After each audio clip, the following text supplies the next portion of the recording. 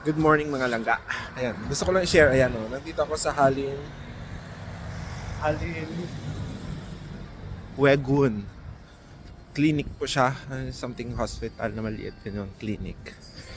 Nagpa-inject ako ng flu vaccine. Ang bilis ng process. Within 5 minutes lang to 10 minutes. Tapos ka na. Kasi kaunti lang yung tao ngayon. Ayan. Kaya ang bilis ng process dito. Ayun lang, chinek lang ako. Kasi nung first week of January, nilagnat rin ako. Kasi sobrang lamig. Ngayon, nilagnat rin ako. Sipon, ubo. Kasi sobrang lamig talaga dito. Lalamig ako. Kaya ayun, yung mga kasamaan kong Korean, nagsabi ng pa-inject na daw ako. Ayun, 40,000 yung bayad sa flu vaccine. So, yun lang. Mamamalingki pa ako. Bye!